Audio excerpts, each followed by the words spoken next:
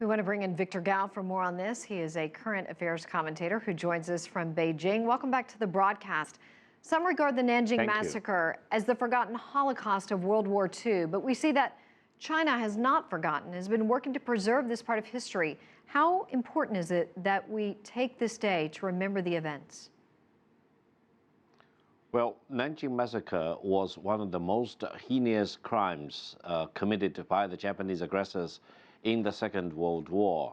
And as far as the Chinese nation will survive on this planet, we will never forget. And I think as far as mankind will survive on this planet, mankind should remember what happened in Nanjing in December 1937. And recently, there are politicians in Japan who want to deny the existence of the Nanjing Massacre. They want to deny the enslavery of sex slaves by the Japanese aggressors in the Second World War involving Chinese and Korean females.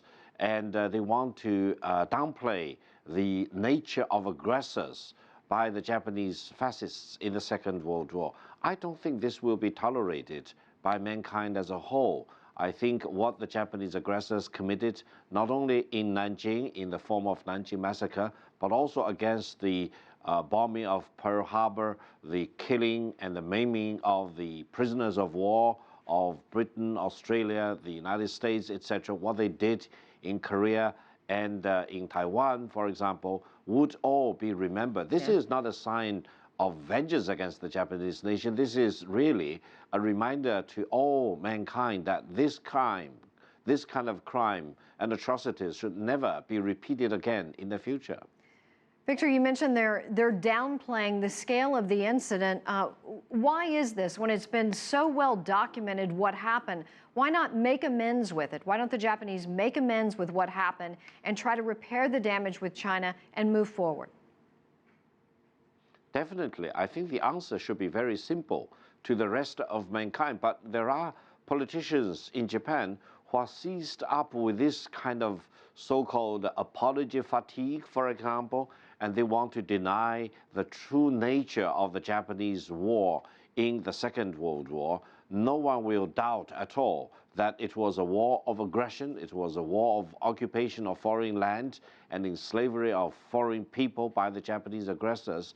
But in Japan, there are politicians, including, very unfortunately, the Prime Minister of Japan, Shinzo Abe, who want to deny this kind of aggressions. And they even want to, place the blame on the United States, for example. They want to single out the nuclear bombing of Hiroshima and Nagasaki as the highest form of crime against humanity, to the neglect that the Japanese aggression committed to China, Korea, and many other parts of the world, and their bombing of Pearl Harbor were ultimately the responsible acts of aggression against innocent people, and eventually they brought down the so-called Japanese Empire by their acts of aggression, and it took the United States and China and many other nations to form a united alliance to defeat Japanese aggression.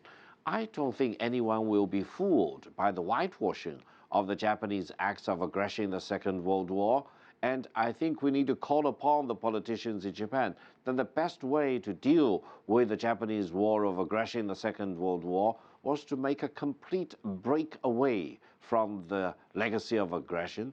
And only in this way the Japanese nation can emerge, cleaned and freed and emancipated, and they can become a better nation going forward, rather than trying their best to whitewash the legacy of aggression in the Second World War. Well, Victor Gao, we appreciate your time. Thank you for taking us back and remembering and reflecting on this very important day.